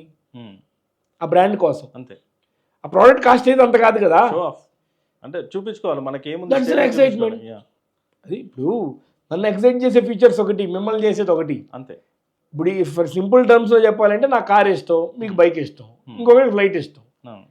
సో నాకు వద్దురా, నేను బస్ ఎక్కను, నేను ఫ్లైట్లోనే వెళ్తాను ఒకటి అంటాడు. అదే ఫేర్తో వచ్చినా కూడా నేను ఫ్లైట్లోనే వెళ్తాను అంటాడు. సో అది ఇక్కడ it's a mind game all together. అంతే. సో ఈ ప్రైజింగ్ సెగ్మెంట్ అనేది basic guidelines 80% of the people ఎలా గైడ్ తీసుకుంటారంటే, product costing should be approximately 25 to 40. దాని తర్వాత overheads, minimum requirements, rentals, salaries, ఈ so called packaging things, so called marketing things, net వచ్చేటప్పటికి 5 to 15-20 మధ్యలో నెట్ ప్రాఫిట్స్ ఉంటాయి. బిట్టాల్ అంటారు వాటిని, ప్రాఫిట్ బిఫోర్ ట్యాక్స్. సో ఇట్లా depends upon the product to product, market to market, area to area, position to position. అట్లా. ఇప్పుడు ఎవరైనా బిజినెస్ పెట్టిన వాళ్ళు ఉంటారు కదా, వాళ్ళకి ఫస్ట్ వాళ్ళు నాకు ప్రాఫిట్ ఈ ప్రోడక్ట్ మీద ఇంత రావాలనేది ఒకటి ఒక మార్జిన్ లైన్ పెట్టుకుంటారు. బెస్ట్ మార్జిన్ లైన్ ఏంటి వాళ్ళకి? అంటే ఎలాంటి F&B అంటే అన్ని పోన్ అంటున్నారా? అంటే ఇప్పుడు మార్జిన్, ఇప్పుడు నా ప్రోడక్ట్ని 25% ప్రాఫిట్ రావాలి అని చెప్పేసి నేను ఆ ప్రోడక్ట్ రేట్ డిసైడ్ చేసి పెడతా మార్కెట్లో. సో అట్లా బ్లైండ్గా పెట్టచ్చా, లేకపోతే ఎట్లా దాన్ని ఎట్లా క్యాలిక్యులేట్ చేసుకొని పెట్టడం? అంటే నేనేమంటానంటే, ఇప్పుడు మీరు ట్రేడింగ్ అనుకోండి, ఎక్కడో కొనుక్కొని వచ్చి మీరు అమ్ముతున్నారు, అలా మీరు వయబుల్గా వేగ్గా అట్లా తీసుకొని ఫిక్స్ చేసేయచ్చు ఇంత పర్సంటేజ్ అని. అదే మీరు మ్యానుఫ్యాక్చర్ చేస్తున్నారు, మీరు అలా డిసైడ్ చేయలేరు. ఎందుకంటే ఓవర్ హెడ్స్ అనేది మారుతూ వస్తాయి. ఈరోజు ఫర్ ఎగ్జాంపుల్ మీరు పర్ డే 1 లక్ష రూపాయలు బిజినెస్ చేస్తున్నారు, మీ ఓవర్ హెడ్స్ ఒకలాగా ఉంటాయి. మీరు 10 లక్షలకి వెళ్ళారు, ఓవర్ హెడ్స్ ఒకలాగా ఉంటాయి. 50 లక్షలకి వెళ్ళారు, ఓవర్ హెడ్స్ ఒకలాగా ఉంటాయి. సో ఖర్చులు పెరిగినప్పుడు ఆదాయం తగ్గుతుంది. సో ఆ ఖర్చులు తగ్గించుకుంటూ మిగిలిన ఎవాల్యుయేట్ చేసుకుంటూ రావాలి, అప్పుడు ఆదాయం పెరుగుతుంది. సో అలా వేగ్గా సింపుల్గా మీరు అడిగినట్టు నేను ఆన్సర్ చెప్పలేని విషయం అది. సో నేనేం నమ్ముతానంటే, నా ప్రోడక్ట్ కానీ నా సిస్టమ్ కన్సర్న్లో ఉన్న బ్రాండ్స్, నాకు తెలిసిన ఫెలో ఎంటర్ప్రీనర్స్ వీళ్ళ దగ్గర నుంచి నేను వింటున్నది ఏంటంటే, యావరేజ్ నెట్ అనేది మాత్రం 15 నుంచి 20 లేకపోతే పని చేయలేవు. ఓవరాల్గా మీకు ఆ క్వశ్చన్ ఉండదు రొటేషన్ గేమ్లో కానీ. 15-20 అంటే మన చేతిలో ఉండవు. ప్రాఫిట్ బిఫోర్ ట్యాక్స్ అది. ప్రాఫిట్ ఆఫ్టర్ టాక్స్కి వచ్చేది 7 to 8. మీకు షార్క్ ట్యాంక్ ఎపిసోడ్లో చూసినా మీకు అదే కనిపిస్తుంది. దట్స్ హౌ ఇట్ ఈస్ అట్లా. ఓకే అన్న, ఇప్పుడు నేను స్టార్టింగ్ ఒక మాట అన్నా, 100 మెంబర్స్కి బిజినెస్ పెట్టాలి అనే థాట్ ఉంటుంది, కానీ ఒక్కరే బ్రాండ్గా ఎస్టాబ్లిష్ అవుతారు. 100లో ఒక్కరే బ్రాండ్గా ఎస్టాబ్లిష్ అవుతారు. ఎందుకని ఇది బయట మార్కెట్ అట్లుంది? బయట మార్కెట్ అట్లుందా, లేకపోతే ఎంటర్‌ప్రెన్యూర్స్ ఎవరైతే స్టార్ట్ చేస్తున్నారో వాళ్ళ స్ట్రాటజీ కాదు, అది తప్పది. అంటే ఆలోచన విధానం ఎలా అంటే సక్సెస్ రేటు తక్కువే ఉంది, 3 to 5% ఉంది. నేనేం కాదన్ను. నేను కూడా మొన్న వీడియో కూడా చేశాను నేను, ఈ ఎట్లా ఎందుకు ఫెయిల్ అవుతున్నాయి అనే దాని మీద. దాన్ని నేను కాదన్ను, కానీ బట్ నా పాయింట్ ఏంటంటే ఎవ్రీ ఇయర్ ఎంతమంది సిఏ ఎగ్జామ్స్ రాస్తున్నారు, ఎగ్జాక్ట్లీ ఎంతమంది సివిల్స్ ఎగ్జామ్స్ రాస్తున్నారు, ఎంతమంది యూపీఎస్సీ రాస్తున్నారు, మరి వాళ్ళు ఎంతమంది ఫైనల్గా బయటకు వచ్చి ఆ క్యాడర్లో నిలబడుతున్నారు. కరెక్ట్, అంతే ఉంటుంది సక్సెస్ రేట్. మళ్ళీ ఆ 3 to 5 లేదంటే 5 to 10 ఉంటుంది. బట్ మనం అట్లా ప్రొజెక్ట్ చేసుకుంటున్నాం ఎంటర్‌ప్రెన్యూర్‌షిప్ని కూడా. సో ప్రతి ఒక్కళ్ళు ఏమంటారంటే ప్రతి ఒక్కరు నేను ఎలన్ మస్క్ కావాలి, ప్రతి ఒక్కరు నేను జెఫ్ బెజోస్ అవ్వాలి. అట్లా ఎవరు, ఒక్కొక్క ఫీల్డ్కి ఒక్కొక్క ప్రొజెక్షన్ ఆపర్చునిటీ ఉంటుంది. ప్రతి ఒక్కళ్ళు, ఇందాక నేను సింపుల్గా చెప్పాను, యూఎస్పీ అనేది కావాలి, unique selling proposition or unique selling point. అది కరెక్ట్గా మీరు ప్రొజెక్ట్ చేయకుండా నేను వ్యాపారం పెట్టాను కాబట్టి సక్సెస్ అవ్వాలంటే అవ్వదు. 100%. కొనేవాడు కూడా నేను ఈరోజు 100 రూపాయలు ఖర్చు పెడుతున్నా, ఈ 100 ఖర్చు పెట్టేది నాకు అడ్వాంటేజ్ అయ్యే దగ్గర నేను ఖర్చు పెట్టాలనుకుంటాను, కానీ ఎక్కడో దగ్గర ఏదైనా పర్లేదులే పాప మీరు కష్టపడుతున్నట్టు బిజినెస్ చేస్తున్నట్టు పెడదాం అనుకుని పెట్టను. Correct, as simple as that. So అది అర్థం చేసుకోవాలి మనం, వాడికి ఆ రీజన్ ఇవ్వాలి. రీజన్ ఇవ్వకుండా బిజినెస్ కుదరదు. ఇప్పుడు మీకు నేను దోశ అమ్ముతున్నాను, నేను ఒక కాస్ట్లీ రిచ్ ఇంటీరియర్స్లో ఇదే దోశని ప్లేట్ మార్చి అమ్మేశాను, 3 రెట్లు రేటు పెడతాను. మీకు రీజన్ ఏంటి కొనడానికి? అంబియన్స్, ఆ ఫీల్, ఆ brand. So at the same time ఎన్నిసార్లు వెళ్తారు అక్కడికి? ఎగ్జైట్మెంట్, అది డిపెండ్స్. ఇక 1-2 సార్లు వెళ్ళిన తర్వాత టేస్ట్ ఇక్కడ సేమ్ ఉందంటే అక్కడికి కట్ చేయొచ్చు. That's how it is. మీకు ఆ రిటెన్షన్ కాదు, అదే అంటున్నా నేను. అదే మీరు మీకు నచ్చింది, ఆ ప్రోడక్ట్ కాస్ట్ ఒక 50 రూపాయలు అవుతుంది, దానికి ఒక 55కో 60కో వాడు అమ్ముతున్నాడు, మీకు ఈజీగా ఉంది, ప్రతిరోజు మీకు ఎటువంటి హెల్త్ ఇష్యూస్ లేవు, ప్రోడక్ట్ నచ్చింది, మళ్ళీ వెళ్తారా వెళ్ళరా? 100%. అది కావాలి. F&B వర్క్ అయితే లేదు, కాస్మెటిక్ ఇండస్ట్రీ, వాడికి ప్యాకేజింగ్ కావాలి, వాడికి ఇరిటేషన్స్ ఉండకూడదు, స్కిన్ ప్రాబ్లమ్స్ రాకూడదు, వాడి స్కిన్కి అది సెట్ అయింది, అది రిటెన్షన్ కావాలి. లేదు, ఇప్పుడు మీకు పొజిషనింగ్లోకి వచ్చామంటే ఫర్ ఎగ్జాంపుల్ రిటైల్ ఇండస్ట్రీలో, FMCG కానీ రిటైల్లో కానీ మీరు రెగ్యులర్గా కొంటున్న సామాన్లే, FMCG అయితే సామాన్లే, మరి డిమార్ట్కి మాత్రం ఎందుకు వెళ్ళి కొంటారు? 2 రీజన్, అన్నీ ఒకే దగ్గర ఉంటాయి. నెంబర్ 2, చాలా వాటిలకు ఎక్కువ డిస్కౌంట్ ఉంటాయి, అందుకని కొంటారు. That is positioning. లేదా అదే మీకు రిటైల్లోకి వస్తే జూడియో, వెస్ట్ సైడ్, ట్రెండ్స్ ఇవన్నీ ఉన్నాయి. ఎప్పటి నుంచో మనం బట్టలు వేసుకుంటున్నాం కదా, ఎప్పటి నుంచో లోకల్లో కొంటున్నాం, రోడ్ల మీద షాపుల్లో కొంటున్నాం, మరి ఎందుకు వీళ్ళకి ఎక్కువ బిజినెస్ జరుగుతుంది? ఇప్పుడు way of presentation, positioning. So ఇట్లా ఒక్కొక్క పాయింట్లో ఒక్కొక్క ఆపర్చునిటీ ఉంటుంది. రిటెన్షన్ రేట్ని బేస్ చేసుకొని ప్రోడక్ట్ క్వాలిటీని ఫిక్స్ చేయాలి, అప్పుడు రిటెన్షన్ ఉంటుంది. మంచి ప్యాకేజింగ్ అండ్ మార్కెటింగ్ చేయాలి, అప్పుడు D2C ప్రోడక్ట్స్ లాంటి వాటికి, అప్పుడు వాల్యూ ఆఫ్ అప్రోచ్ బాగా నచ్చి వాడు రెండోసారి ట్రై చేయడానికి వస్తాడు. ఎందుకంటే సూపర్ మార్కెట్లో 10 ప్రోడక్ట్లు ఉన్నాయి, నీ ప్రోడక్ట్ మీద ఎందుకు నీ ట్రై చేయాలి అనుకుంటే నీ వే ఆఫ్ ప్రెజెంటేషన్ నచ్చాలి, వాడికి ఆ ప్రోడక్ట్ తీసుకోవాలనిపించాలి. అవును. అండ్ ఇది స్కేలబుల్ ఆపర్చునిటీ ఉంటే నువ్వు స్కేల్ చేయగలుగుతావు. నేను ఇక్కడ వరకే అమ్ముతానంటే కుదరదు. ఇప్పుడు మీకు గుజియా అనే ఒక స్వీట్ ఉంది, మన ఆంధ్రాలో ఎవడు తిండు దాన్ని, తెలంగాణలో ఎవడు తిండు. మీకు రాజస్థాన్, మార్వాడి ఆర్ పంజాబీ సెగ్మెంట్ వీళ్ళు అయితే మీకు ఆ హోలీ, ఆ దివాళీ రాగానే ముందు తినాలి. భుజియా ఉంది, ఆలూ భుజియా, మనకు అసలు తెలియదు, అది మనకు వాంపోస్ తెలుసు, వాళ్ళకి అది కావాలి. సో ఇట్స్ అన్ రేషనాలిటీ, ఒక్కొక్క ఏరియాలో ఒక్కొక్కటి ఉంటుంది. సో ఇట్స్ చాలా పెద్ద సబ్జెక్ట్ అది, ఎక్కడ కల్చర్ అక్కడ. సో నేను నమ్మేది ఏంటంటే రిటెన్షన్ ఫ్యాక్టర్ ఇవ్వాలి, మళ్ళీ మళ్ళీ రాగడానికి వాడికి మీరు ఒక రీజన్ ఇవ్వాలి. అసలు ఫస్ట్ టైం ట్రై చేయడానికి ప్యాకేజింగ్ అండ్ పొజిషనింగ్ చేయాలి, ఈ స్కేలబుల్ ఆపర్చునిటీ ఉండాలి. ఇవి 3 లేకుండా నేను చేశాను కాబట్టి సక్సెస్ అవ్వాలంటే అవ్వదు. చాలా మంది చేసే పొరపాటు అది. సో అందుకే మనకు సక్సెస్ రేట్ అనేది తక్కువ. అంతే. అంటే అది మనం కాలేజెస్ ఎడ్యుకేషన్ అనుకోవచ్చు, మన బీ స్కూల్స్లో కూడా ఇవి చెప్పట్లేదు అసలు. బిజినెస్ స్కూల్స్ అనుకుంటున్నాం, వర్డ్స్ టెక్స్ట్ బుక్లో ఉండేది మాత్రమే చెప్పి తీసుకెళ్ళి పక్కన పెట్టేస్తున్నాడు. రియాలిటీ ఈ నాలెడ్జ్ లేదు. అన్న మనకు F&B సెగ్మెంట్లో ఎందుకని ఈ క్వాలిటీ ఇష్యూస్ వస్తున్నాయి అంటే ఇప్పుడు రీసెంట్గా ఒక టైమ్స్ ఆఫ్ ఇండియాలో ద హిందూలో ఒక ఆర్టికల్ వచ్చింది. ఏంటంటే out of 28 states Telangana 23rd స్టేట్లో ఉంది క్వాలిటీ పరంగా. ఎందుకని ఇంత దారుణమైన సిచ్యువేషన్లో ఫుడ్ ఇండస్ట్రీ ఆ సిచ్యువేషన్ నడిపించాల్సినంత అవసరం ఏమొచ్చింది? ఎందుకంటే మీరు ప్రైజింగ్ చూడండి, ఎక్కడికో వెళ్ళిపోయింది. ఒకప్పుడు బిర్యానీ 150, 100కి దొరుకుతుండే, ఇప్పుడు 400, 500 అయినా కూడా క్వాలిటీ పరంగా ఎందుకు కాంప్రమైజ్ అవుతున్నారు? అంటే ఇది తెలంగాణ అనే కాదు, ఎక్కడైనా కూడా ఇందాక మీరు అడిగిన క్వశ్చన్కి లింక్ అవుతుంది. ఇది ఎందుకు ఫెయిల్ అవుతున్నాయి అన్నారు చూసారా? ప్రోడక్ట్ నాలెడ్జ్ తీసుకోకుండా, ఆపరేషనల్ నాలెడ్జ్ తీసుకోకుండా ఇన్వెస్ట్ చేస్తారు. అక్కడ చాలా పొరపాటు. నేను కాంప్రమైజ్ అవుతూనే చేస్తాను, ఈచ్ అండ్ ఎవ్రీథింగ్ నేను రూపాయికి ఎక్కువ ఖర్చు నా ప్రైజింగ్ పెట్టినప్పుడు పర్సన్ ఈజీగా, కస్టమర్ వచ్చి ఈజీగా కొనుక్కోవాలి అనే ఆలోచన మనకు ఉన్నప్పుడు, as being a founder or entrepreneur or shop owner or brand owner, whichever the way, ఈ మినిమల్ బేసిక్ గైడ్ లైన్స్ ఏం కావాలో తెలుసుకోవాలి 100%. అది ల్యాక్ ఆఫ్ నాలెడ్జ్ అనే చెప్పాలి. ఇప్పుడు మీరు తెలంగాణ గవర్నమెంట్ అంటే ఏ గవర్నమెంట్ అయినా కూడా తెలంగాణ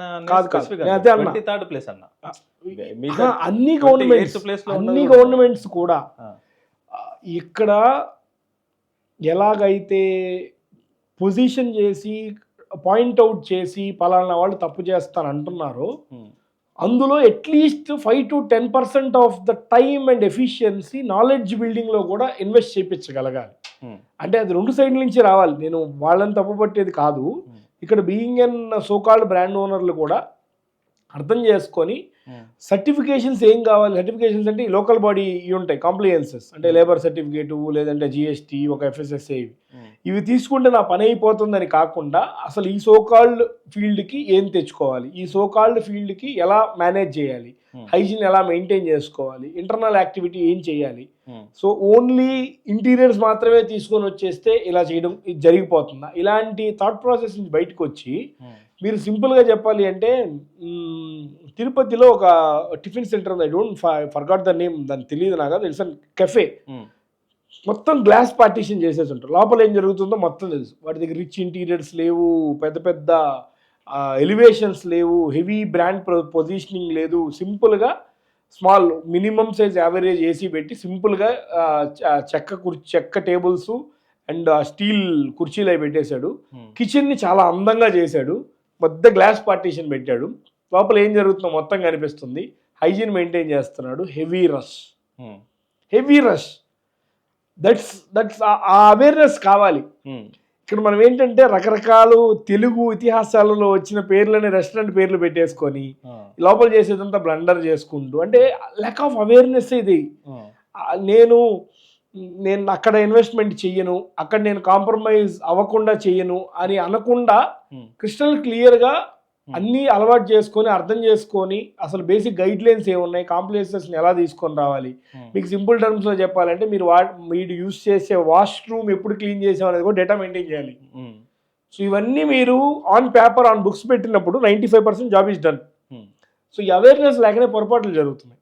అంటే పెద్ద ఎత్తున పెట్టినప్పుడు ఖచ్చితంగా కార్పొరేట్ అదే అంటున్నా, ఇంటీరియర్స్ మీద ఎంత ఇన్వెస్ట్ చేస్తున్నాం, మార్కెటింగ్ మీద ఎంత ఇన్వెస్ట్ చేస్తున్నాం, బ్రాండింగ్ మీద ఎంత ఇన్వెస్ట్ చేస్తున్నామో అంతే భాగంగా ఈ so called awareness of approach and hygiene మెయింటెనెన్స్లో కూడా కొంత నాలెడ్జ్ పెట్టుకోగలిగితే చాలా వరకు ప్రాబ్లమ్ సాల్వ్ అవుతుంది. ఓకే, అట్లా. సో అన్న, ఇది ఐస్ క్రీమ్ గురించి, ఇప్పుడు మీరు ఐస్ క్రీమ్ కాబట్టి ఐస్ క్రీమ్ గురించి అడుగుతా. బేసిక్గా ఎక్కువ నాలెడ్జ్ ఉంటుంది అంటే వేరే కూడా ఫైన్ న్యూస్ ఆర్టికల్ రీసెంట్గా ఇటలియా జపానా కరెక్ట్ గుర్తులేదు, ఒక కంట్రీ ఐస్ క్రీమ్ పిల్లలు తినద్దు, ఇందులో ఒక కెమికల్ ప్రిజర్వేటివ్ ఉంటుంది, దానివల్ల హెల్త్ లాంగ్ రన్లో హెల్త్ ఇష్యూస్ ప్లస్ క్యాన్సర్ వచ్చే ఛాన్సెస్ ఉన్నాయని చెప్పేసి బ్యాన్ చేసింది డైరెక్ట్. అవునా, నాకు తెలియదు. ఓకే. సో నేను రీసెంట్గా రీసెర్చ్ చేసేటప్పుడు చూసిన, మామూలుగా ఇటలీ అయితే అయి ఉండదు. Fine, okay. మరి జపాన్ లేదన్నా కొన్ని ప్రావిన్సెస్ ఏమైనా జరిగినాయేమో నాకు ఐడియా లేదంటే, కరెక్ట్ కంట్రీ కూడా గుర్తులేదు. ఫ్రాంక్లీ అదే నాకు నువ్వు చెప్తుంటే నేను ఇప్పుడు మన కంట్రీ అనే కాదు, చాలా దాని గురించి కాదు. It's and frankly speaking ice cream is and western product. మంది కాదు అది. ఆ, ఆటోమేటిక్గా బయట కొన్ని వేల టన్నులు అమ్ముతారు, అది వేరే విషయం. ఆ. మై పాయింట్ ఈజ్ మీరు చెప్పింది నిజమే అయితే, children under this age should not eat ice cream. అదే అంటున్నాను నేను, మీరు చెప్పింది నిజమే అయితే I tell you small things. ఇప్పుడు దీస్ ఆర్ ప్రాసెస్డ్ ఫుడ్స్ కదా. ఈ ప్రాసెస్డ్ ఫుడ్స్లో ఇంగ్రీడియంట్ స్టోరీ మీరు చదవాలి. అది ఐస్ క్రీమా, ఆర్గానికా, ప్రూఫ్ ఏంది, నేను ఎట్లా అమ్మాలి కాకుండా అసలు ఏం వేస్ట్ చేస్తున్నాడు వీడు. ఈ మధ్య గిల్టీ ఫ్రీ అని 5-6 బ్రాండ్స్ వచ్చినాయి మార్కెట్లో పాన్ ఇండియాలో. మంచి మంచి ఫండింగ్ మోడల్ తీసుకొస్తున్నారు, వెంచర్ క్యాపిటల్స్ పెడుతున్నారు, టకటకా స్కేల్ చేస్తున్నారు, వెళ్ళిపోతున్నారు. ఇంగ్రీడియంట్ స్టోరీ మాత్రం ఎవడు చదవడు. మిల్క్ బదులు ఎస్ఎంపి వాడతాడు, బటర్ బదులు ఆర్ క్రీమ్ బదులు వెజిటబుల్ ఫ్యాట్ పామ్ ఆయిల్ వాడేస్తాడు. వెజిటబుల్ ఫ్యాట్ అంటే డాల్డా. సో ఈ విషయాలన్నీ పక్కన పెడితే షుగరింగ్ ఏజెంట్ ఏంటి, మేమేం వాడుతున్నాం, కోకోనట్ షుగర్ వాడుతున్నాం, పామ్ షుగర్ వాడుతున్నాం, దగా మిస్ట్రీ వాడుతున్నాం, జాగరీ పౌడర్ వాడుతున్నాం.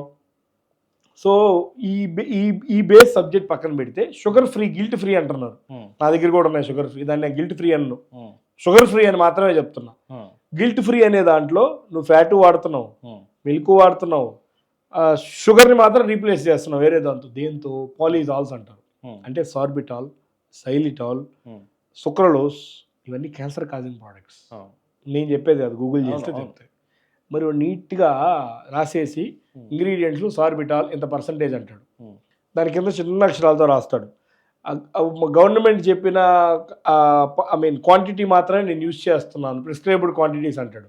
మళ్ళీ కింద నోట్ అంటాడు, మీకు polyols will have a laxative effect, if you have any మీకు ఏదైనా ప్రాబ్లం జరిగితే కన్సల్ట్ ద ఫిజిషియన్. అది ఐస్ క్రీమా కెమికలా? మీకు లాక్సేటివ్ ఎఫెక్ట్ అంటే మీకు మోషన్లు అవుతాయని, ఇది తింటే మీకు ఏదైనా డాక్టర్ అనేది ఇదే దీని మీదే కాదు. ఒకటి హర్బల్ కి సంబంధించింది ఒక కంపెనీ ఏదో ఉంది, వాళ్ళు హెల్త్ కి సంబంధించిన ప్రోడక్ట్స్ తయారు చేస్తారు.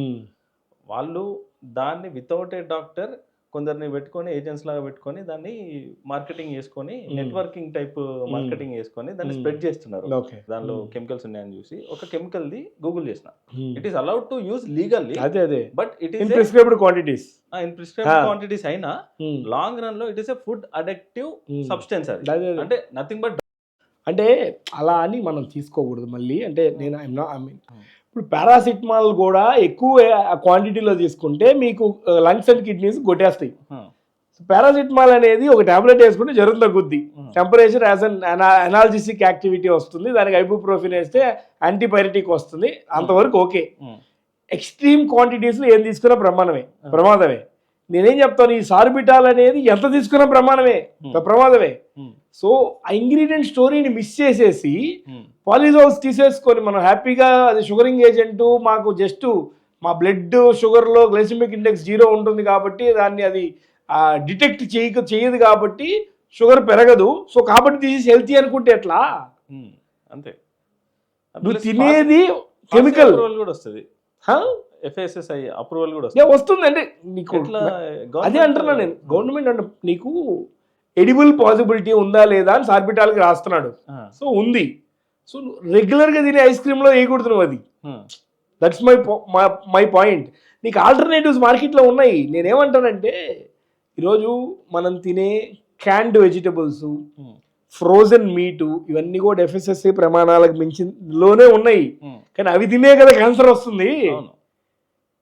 మరి అది కూడా FSSAI ప్రమాణాల కిందనే జరుగుతుంది. నేనేమంటున్నా, నా పాయింట్ ఏంటంటే యూ ప్రిఫర్ యాజ్ మచ్ లో ప్రాసెస్డ్ యాజ్ పాసిబుల్, మీకు హెల్త్ బాగానే ఉంటుంది. ఇప్పుడు సిగరెట్ డబ్బా మీద స్మోకింగ్ కాజెస్ క్యాన్సర్ అని ఎట్లా రాస్తారో వీటి మీద కూడా రాస్తున్నాడు, అది వెనకైనా రాసి పెట్టుంటాడు. దీన్ని మాత్రం బాగా హైలైట్ చేస్తారు. My point. దాన్ని ఆ షుగర్ ఫ్రీ సెగ్మెంట్ నేనేం చేస్తున్నా, స్టీవియా వాడుతున్నా. స్టీవియా అనేది తులసి ఫ్యామిలీకి చెందిన ఒక ప్లాంట్. నేను సింపుల్గా చెప్పాలంటే మన మాదాపూర్ స్టోర్లో 5 మొక్కలు కూడా తెచ్చిపెట్టాను, నేను తిరిగి కూడా చూపించాను.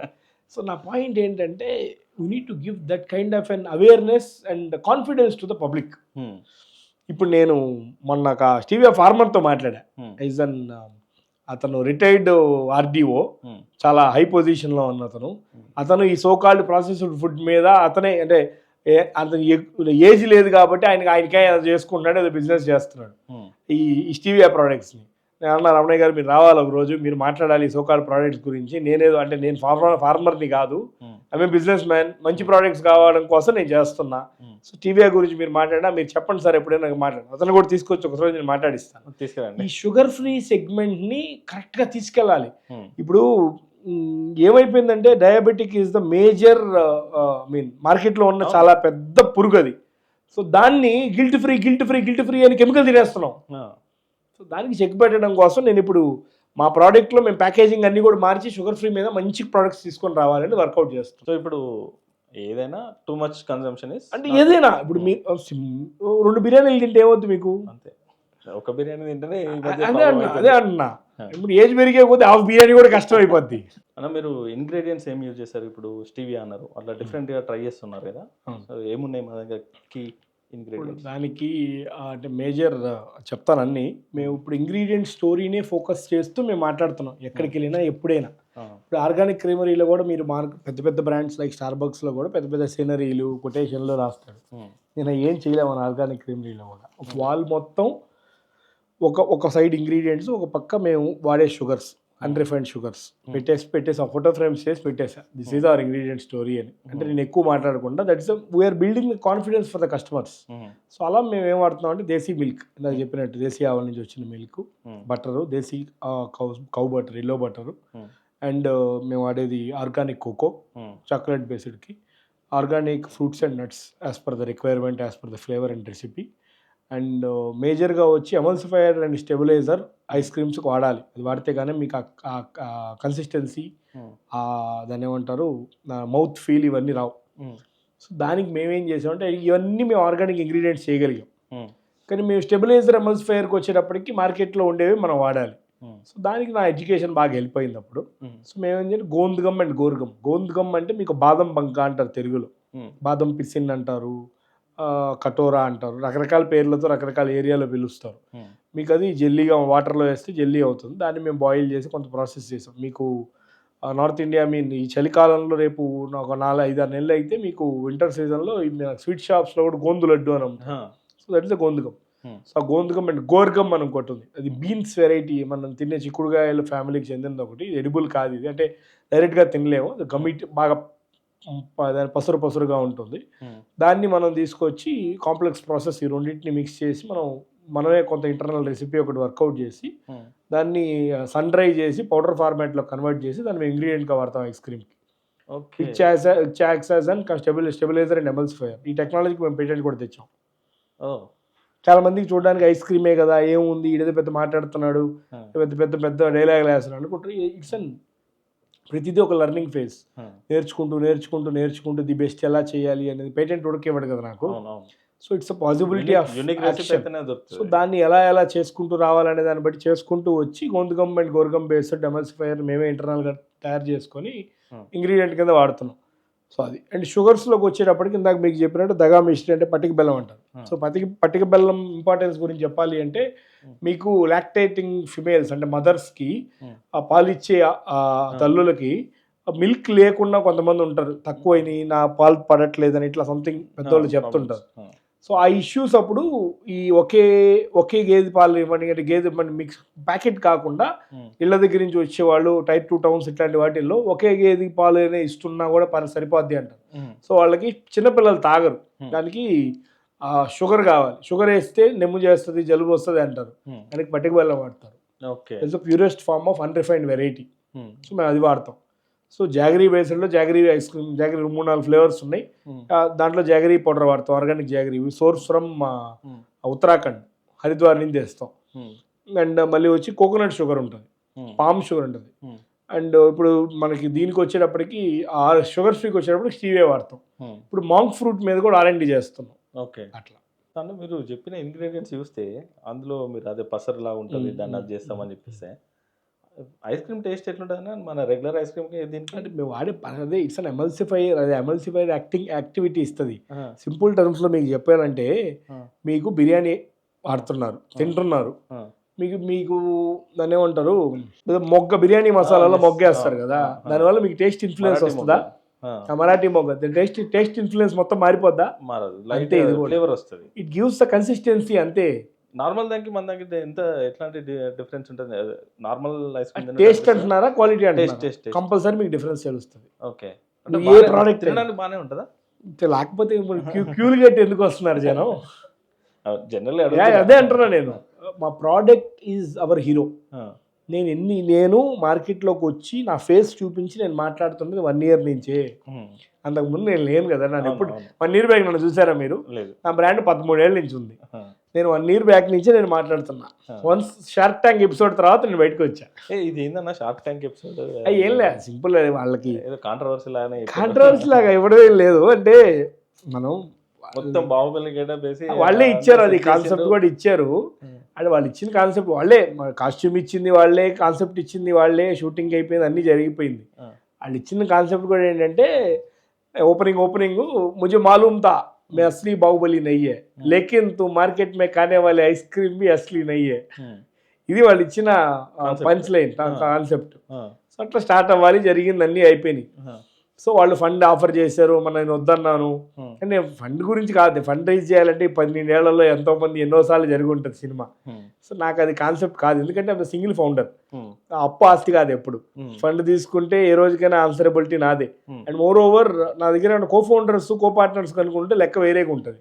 I need to take care of manufacturing, marketing, franchising, అప్పుడు ఎక్స్పాన్షన్, R&D, ఇన్నోవేషన్, స్టాఫ్, ఇవన్నీ నేనే చూడాలి.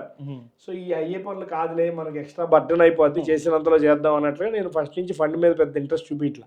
అండ్ మోర్ ఓవర్ నాకేంటంటే గట్టి మైండ్లో ఉన్న ఆలోచన, ఎప్పుడైనా నువ్వు స్కేలబుల్ పాసిబిలిటీలో ఉన్నప్పుడు నువ్వు ఫండ్ తీసుకోవాలి. అంటే నీకు ఈ రోజు ఒక 10 కోట్లు తీసుకొచ్చి పెడితే విత్ ఇన్ 2-3 years లోపల అది 100 వద్దురా అనుకున్నప్పుడు పెట్టుబడి తీసుకోవాలి.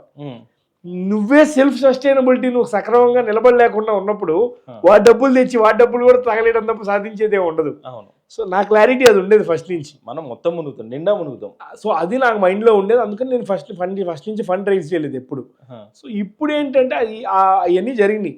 అదేంటంటే ఎపిసోడ్ ఎయిర్ చేస్తున్నాం, పలానా వీక్లో జరుగుతుందని మెయిల్ కన్ఫర్మేషన్ ఇచ్చాడు, వాట్సాప్ కన్ఫర్మేషన్ ఇచ్చాడు, ఫోన్ చేసి చెప్పాడు.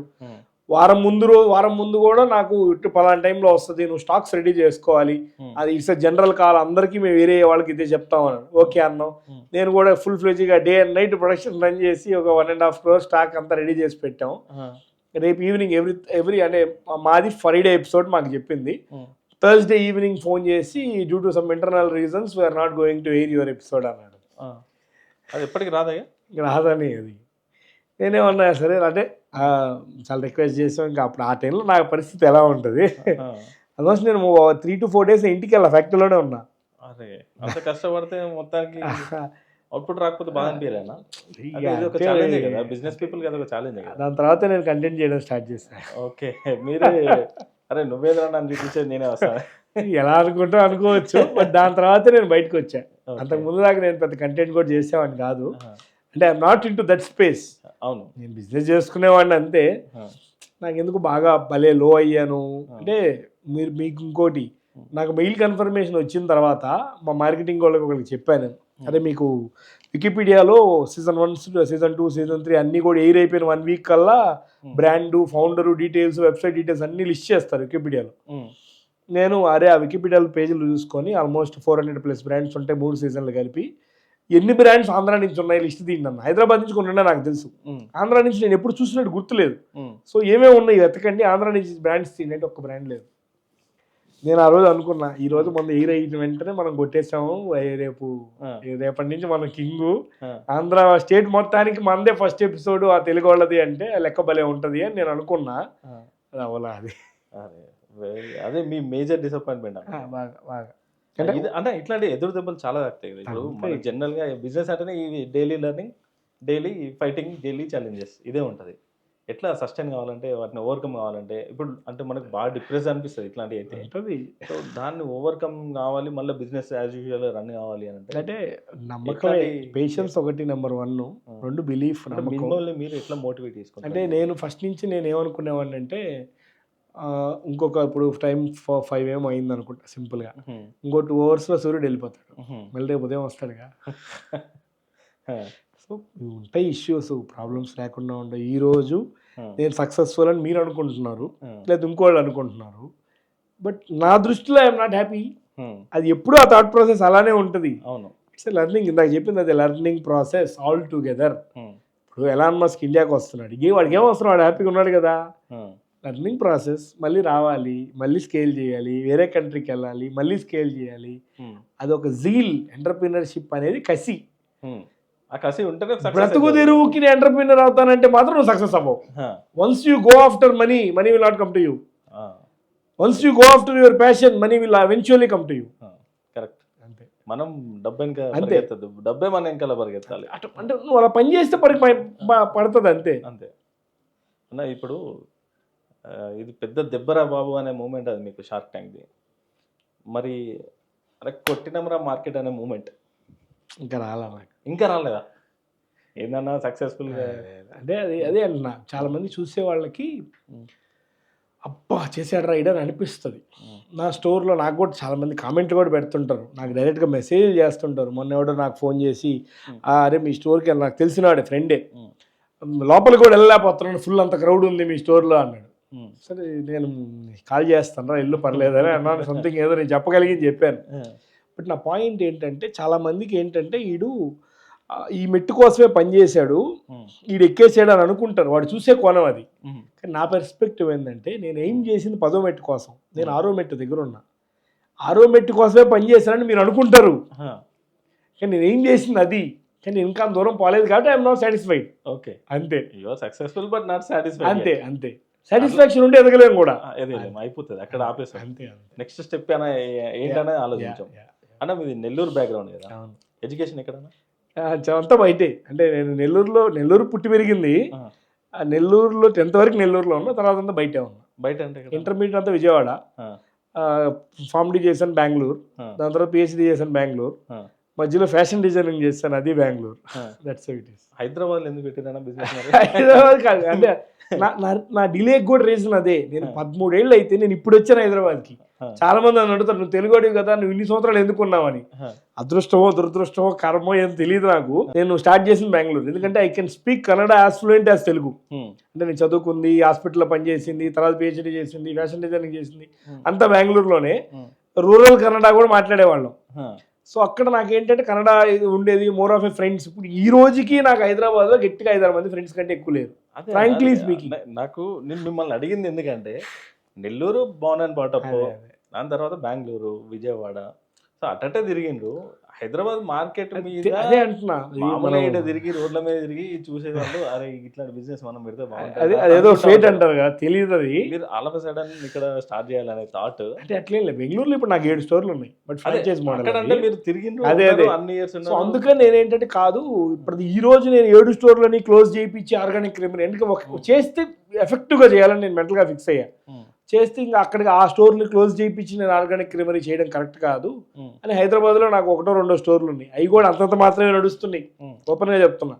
సో ఇది రేపో మాపో క్లోజ్ చేసేస్తారనే పరిస్థితుల్లోనే ఉన్నాయి, ఎందుకంటే అది ఫ్రాంచైజ్ మోడల్, అందుకే వద్దన్నా నేను. సో లేదు ఇంక ఇక్కడ చేద్దాంలే, మంచి వచ్చాడు అంటే ఓపెన్గా చెప్పాలంటే వలస వచ్చా.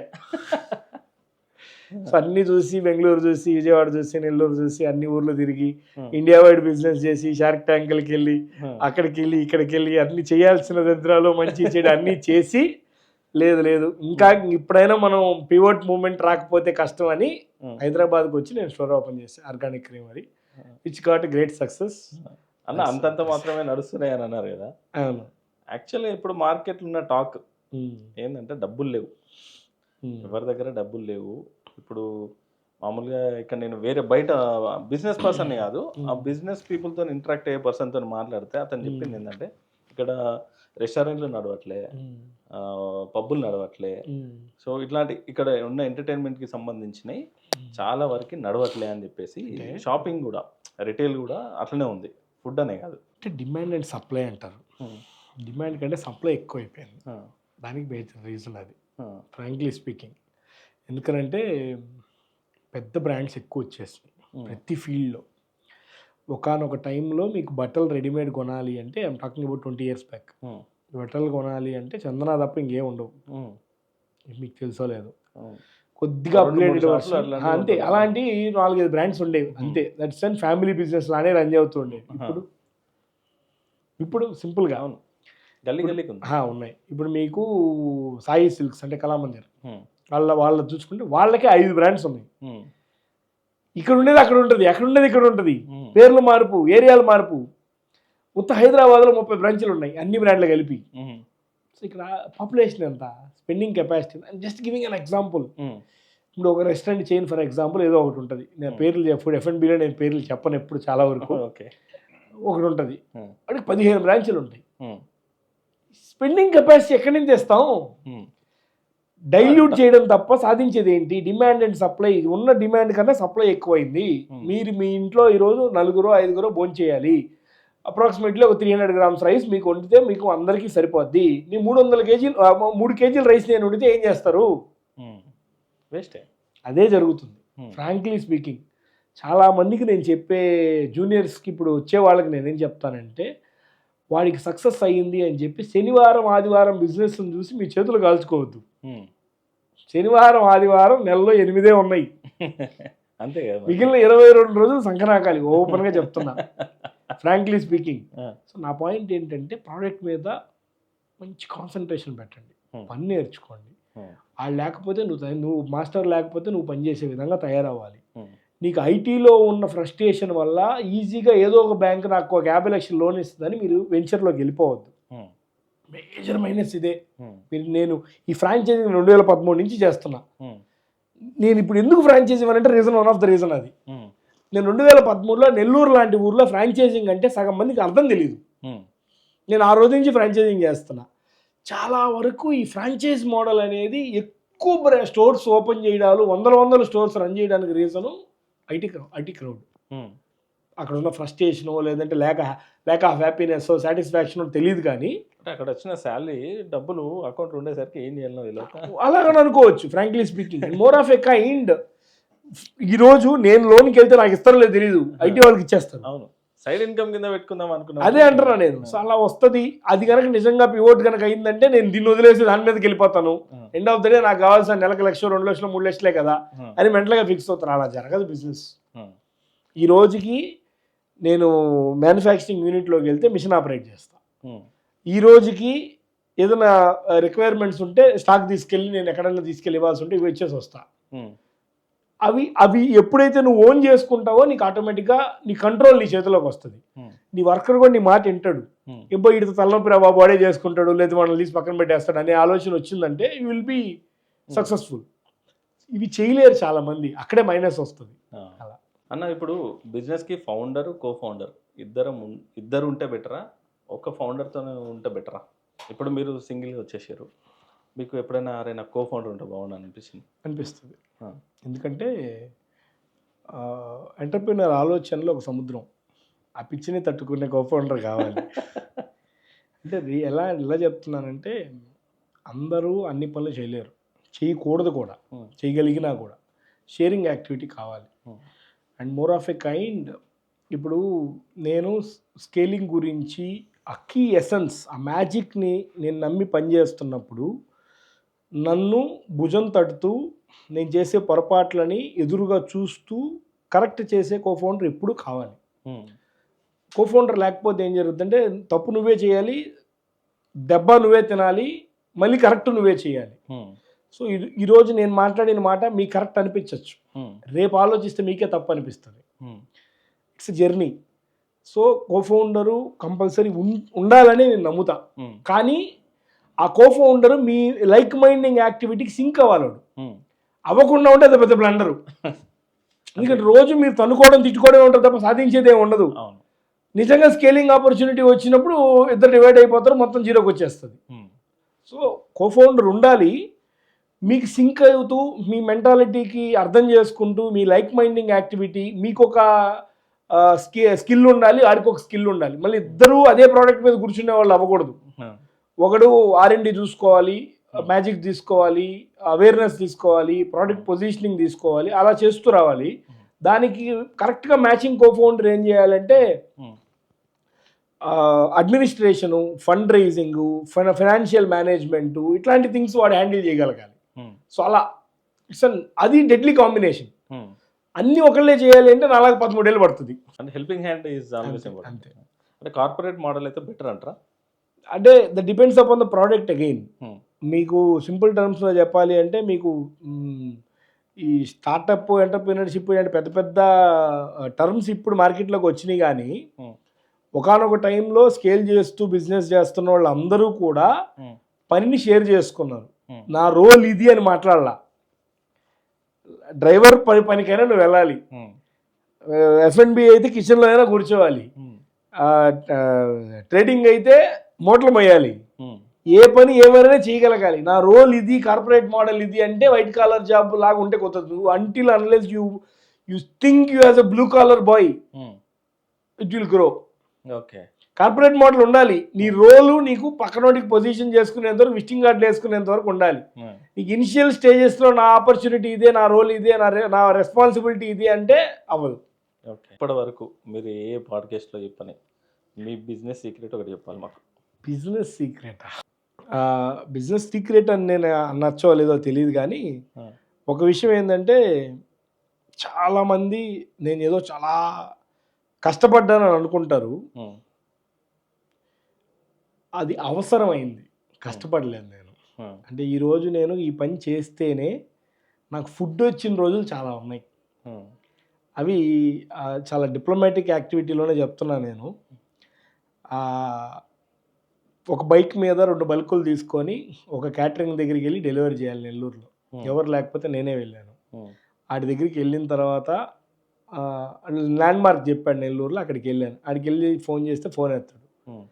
మే నెల అప్రాక్సిమేట్లీ మధ్యాహ్నం పూట ఎండ, అంటే ఎండకు తట్టుకోలేనన్న జస్ట్ అండర్స్టాండింగ్ కోసం చెప్తున్నా. Hmm. ఆ మధ్యాహ్నం 2-2:30కి వెళ్ళి నిలబడితే Hmm. ఆల్మోస్ట్ 1.5 అవర్ ఏమో అక్కడే నిలబడితే ఆడు రాలా, చేతిలో ఐస్ క్రీమ్ కూడా కరిగిపోతుంది. Hmm. ప్యాకింగ్ అయ్యి డ్రై చేసేసుకొని వెళ్ళాను. అది కూడా విత్ స్టాండ్ అవ్వట్లేదు. Hmm. ఆల్మోస్ట్ ఒక 100 సార్లు ఫోన్ చేస్తుంటాను. Hmm. మళ్ళీ వెనక్కి బండి వేసుకొని బైక్ వేసుకునే, కార్లు కూడా ఇంత సినిమా లేదు అప్పుడు, Hmm. వేసుకొని మళ్ళీ ఫ్యాక్టరీలో వచ్చి ఆ బల్క్ లోపల పెట్టాను. Hmm. ఆ రోజు నేను ఒక 5 నిమిషాలు కూడా నిద్రపోలా. Hmm. అంటే ఏ చిన్న పెద్ద పెద్ద జాబుల్లోకి వదిలితే చిన్న కాలేజీలోకి వెళ్ళి ప్రొఫెసర్గా జాయిన్ అయినా కూడా ఒక 70,000 జాబ్ ఇస్తారు, శాలరీ ఇస్తారు. నేను చదువుకున్న చదువుకి Hmm. నేను ఏం చేస్తున్నాను అసలు Hmm. అని సమాధానం లేని ప్రశ్నలు అట్లాంటివి ఎన్నో. Hmm. అంటే మీకు అప్పుడు ఎట్లుంటుండే అన్న థాట్ ప్రాసెస్? ఇంకా అంటే మోర్ ఓవర్ స్ట్రగ్లింగ్ టైంలో ఎవరికైనా ఒకసారి అనిపిస్తుంది ఎందుకు ఇది వెనకకి వెళ్ళిపోదాం అలా ఇప్పటికీ అనిపిస్తుంది.